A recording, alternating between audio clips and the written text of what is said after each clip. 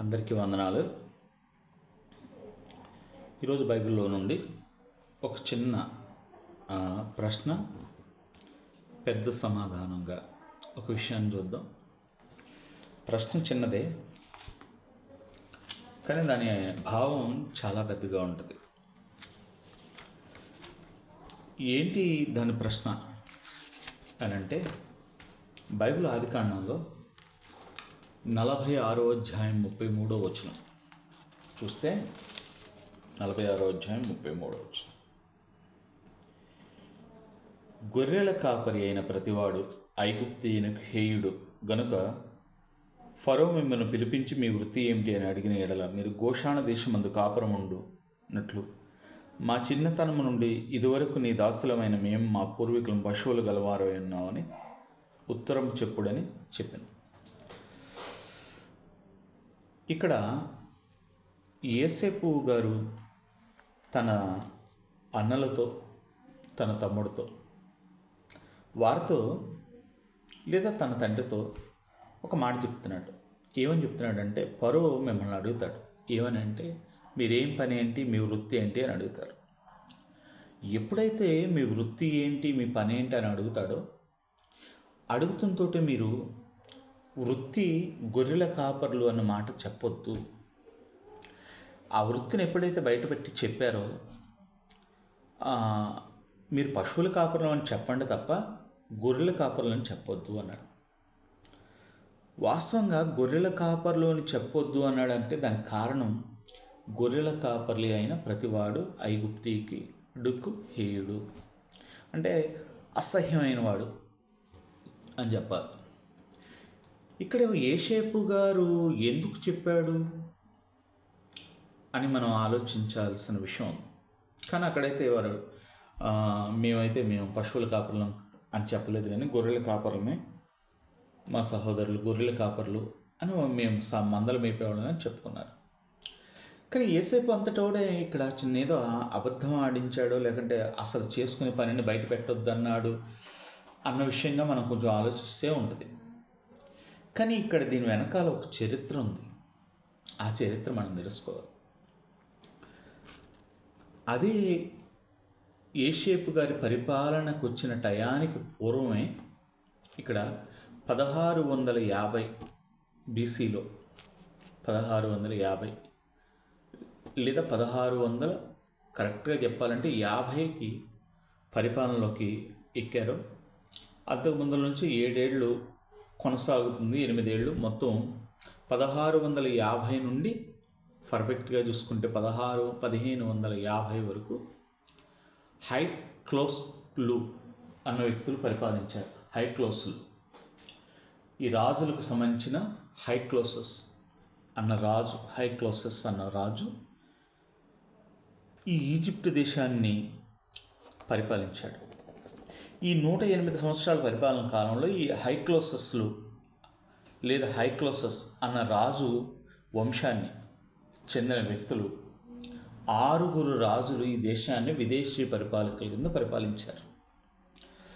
ఈ హైక్లోసస్ అన్న వ్యక్తులు ఆ దేశానికి వెళ్ళే ముందల, ఆ దేశానికి వాళ్ళు ఎలా వెళ్ళారు అని మనం అనుకుంటే, ఈ మైదానాలలో గడ్డి మేపుకోవడానికి ఒక గొర్రెల కాపర్లాగానే వెళ్ళారు ఆ ప్రాంతానికి, ఈజిప్ట్కి. ఈ ఈజిప్ట్కి 5 గొర్రెల కాపర్లుగా వెళ్ళి అక్కడ వాళ్ళు బలం పొందుకుని, తర్వాత అక్కడున్న రాజును సైతం గద్దె దింపి, వీళ్ళు ఈ మధ్యకాలాన్ని 108 సంవత్సరాల మధ్యకాలాన్ని వాళ్ళు హైక్లోసస్ రాజు, తర్వాత అదే వంశావళిలో వచ్చిన రాజులు పరిపాలించారు. ఇప్పుడు ఫరో అనేపాటికి, ఫరో వంశంలో ఉన్న రాజులందరినీ ఫరో అని పిలవడం అలవాటు. హెరోదు అన్న మాటకి హెరోదు ఒక్కడే కాదు, హెరోదీయులలో ఉన్న వంశావళిలో ఉన్న రాజులందరినీ హెరోదులు అంటారు. అలాగే కైసర్ లేదంటే సీజర్ అన్న పేరు ఆ వంశావళిలో వచ్చిన వాళ్ళకి, రోమన్ చక్రవర్తులందరికీ సీజర్స్ అని వస్తుంది.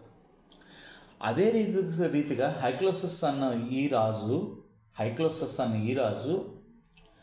ఆ ప్రాంతాన్ని పరిపాలించడం ప్రారంభించాడు గనక అక్కడున్న మిగిలిన 5 రాజులకు కూడా అదే పేరు ఉంది.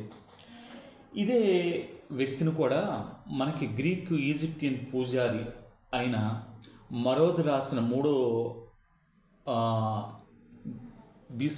BCలో, అంటే 300 సంవత్సరాలు యేసుక్రీస్తు వారికి ముందర ఈజిప్ట్ చరిత్రలో కూడా వీళ్ళ గురించి రాసుకుంటూ వెళ్ళాడు.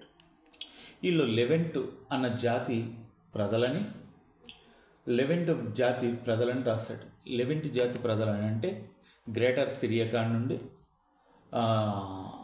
మనకి జోర్డాన్ కానీ, పాలస్తీనా కానీ, టర్కీలో ఎక్కువ భాగం కానీ, ఈ ప్రాంతాల నుండి వలసదారులుగా వచ్చిన వ్యక్తులే ఇక్కడ పరిపాలన చేశారు అని ఈయన రాశాడు.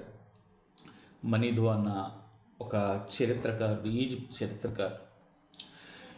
ఈ ప్రాంతాల నుండి వచ్చిన వాళ్ళని, పైగా వీళ్ళు కనానైట్ అన్న తెగలకు సంబంధించిన వ్యక్తులను కూడా రాశాడు. కనానైట్ తెగలు, లేకపోతే సెమిటిక్ లాంగ్వేజ్ కలిగిన వ్యక్తులు అని.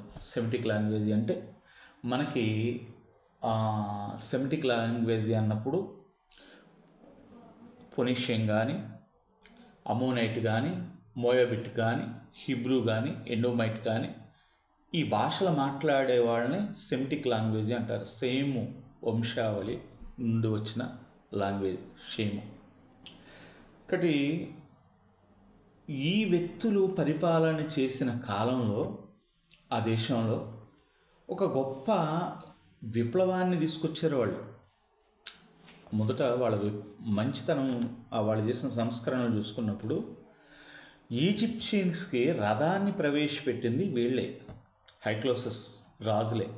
ఈ రాజులు ప్లస్ గొర్రెల కాపర్లు సంబంధించిన ఈ తెగ హైక్లోసస్ రాజులు. ఈ సెమిటిక్ లాంగ్వేజ్గా మాట్లాడే వ్యక్తులు, ఈ ఫొనీషియన్ కానీ, ఈజిప్టియన్ గ్రీక్ కానీ, ఈ ఫొనీషియన్ కానీ, లేకంటే మోయాబిట్ కానీ, అమ్మోనైట్ కానీ, హిబ్రూ కానీ, ఎడోమైట్ కానీ మాట్లాడే హైక్లోసస్. వీళ్ళు అటు గ్రీక్ ఆచారాలని చేసేవాళ్ళు, ఇటు ఈజిప్షియన్ ఆచారాలు చేసేవాళ్ళు. ఈ రెండు చేసుకుంటానే కనానైట్ దేవతలను పూజించేవాళ్ళు. కనాను దేవతలు అంటే బయలు, ఈ దేవుడిని కూడా పూజించేవాళ్ళు. బయలు పూజ అనేది చాలా రక్తసిక్తమైన పూజ. అది ఆ రోజుల్లో మనుషులను బలివ్వడం, ఆ ఫిల్లర్స్కి, ఆ దేవతా స్తంభాలకి బలిచ్చేవాళ్ళు.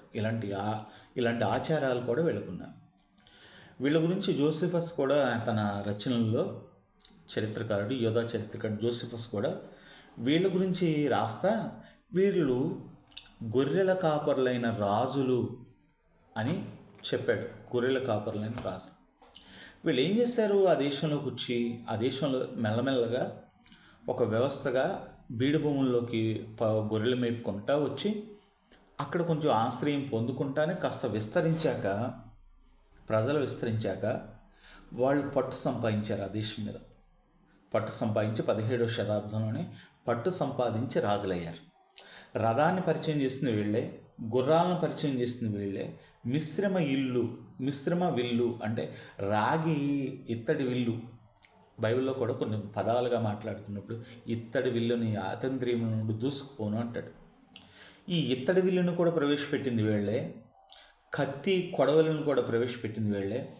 విప్లవాత్మకంగా ఈ రథాన్ని, గుర్రాలను ఎప్పుడైతే ప్రవేశపెట్టారో యుద్ధాల్లో గొప్ప వడంబడికి, ఈజిప్ట్కి అంత గొప్ప వడంబడికిని ప్రవేశపెట్టింది కూడా వీళ్ళే.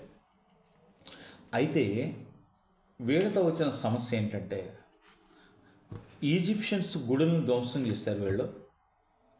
తర్వాత కాలంలో లైంగిక దాడులు కూడా చేశారు. తర్వాత కాలంలో చాలామంది వ్యక్తుల్ని వీళ్ళు పెద్ద చిన్న లేకుండా అనేక మందిని చంపి రాజ్యాన్ని రక్త పిపాసులు అని పేరు పెట్టారు వీళ్ళకి. ఈజిప్షియన్స్ పెట్టింది ఏంటంటే రక్త పిపాసులు. బహుశా వీళ్ళు కాలగమనం చూసుకున్నప్పుడు ఇంటి 5 అన్న రాజుగారి ఫరో చక్రవర్తి కాలంలో వీళ్ళు పరిపాలన చేశారు అని మనకి తెలుస్తుంది. అంటే వీళ్ళు రక్త పిపాసులు, రెండోది యుద్ధశూరులు, రెండోది రథాలను ప్రవేశపెట్టారు. అంటే ఒక రకంగా సంస్కరణలు పెట్టారు, కొన్ని విప్లవాత్మకమైన వస్తువుల్ని ప్రవేశపెట్టారు. ఇవన్నీ చేశారు. కానీ వీళ్ళు ఈజిప్షియన్స్ మనసులో ఒక ముద్రేశారు. బహు దుర్మార్గులు, అసహ్యపడేవాళ్ళు, పిల్లల్ని చంపిన వాళ్ళు, వృద్ధుల్ని చంపిన వాళ్ళు, మా దేవాలయాలు తగలబెట్టిన వాళ్ళు, ఇలాంటి విషయాలన్నిటిని బట్టి వాళ్ళ మీద హింసను బట్టి వారు చేసిన మంచి మరుగైపోవచ్చు.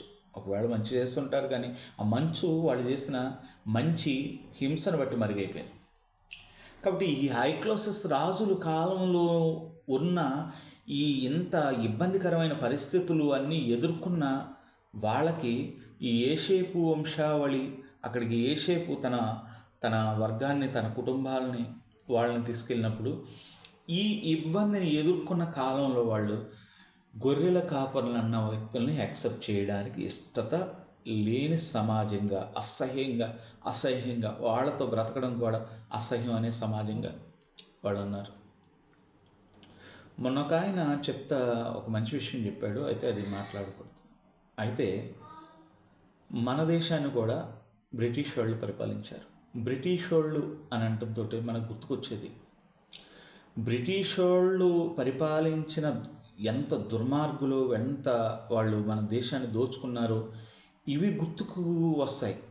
కానీ వాళ్ళలో ప్రవేశపెట్టిన సంస్కరణలు అనేవి అవి ఎంత మంచివైనా సరే వాళ్ళ దుర్మార్గం ముందు ఇవి తేలిపోయినట్టు ఉంటాయి. కాబట్టి వీళ్ళని మనం లక్ష్యంలో పెట్టుకోలేము. కాబట్టి ఎందుకు మనం బ్రిటిష్ అనే పేరు చెప్తంతో అసహ్యం పుట్టడానికి కారణం ఏంటి? వాళ్ళు చేసిన దురాగతాలు. అలాగే ఈజిప్ట్లో కూడా ఈ గొర్రెల కాపర్లు అనే పేరు చెప్పడంతో అసహ్యం పుట్టడానికి కారణం ఏంటి? వాళ్ళు చేసిన దురాఘాతాలు. కాబట్టి యేసేపు ఇలాంటి వర్గం ఒకటి అంతకు ముందు ఆ దేశంలో పరిపాలించింది కాబట్టి మీరు ఆ పేరు ఎత్తొద్దు, మీరు ఆ విషయాల గురించి మాట్లాడకుండానే ఆ విషయాల గురించి మనం టాపిక్ చేయకుండా వెళ్ళిపోవాలి అన్నట్టు యేసేపు వాళ్ళని గైడ్ చేసి ఉండొచ్చు. కాబట్టి ఐగుప్తీయులకు గొర్రెల కాపర్లు ఎందుకు హేయులు అని అంటే, హైక్లోసస్ రాజులు, గొర్రెల కాపర్లు రాజులు ఆ దేశాన్ని పరిపాలించి బహుహింసతో నింపారు. కాబట్టి ఈ 1630 నుండి బహుశా 1550 ఈ శతాబ్దం మధ్యన క్రీస్తుపూర్వం BCలో వాళ్ళ ప్రభావం వీళ్ళ మీద ఉంది. కాబట్టి అసహ్యంగా ఎంచి చెప్పొద్దన్నాడు. ఇది యేసేపు చెప్పడం వెనకాల ఉద్దేశం. దేవుడి మాట దీవించును గాక.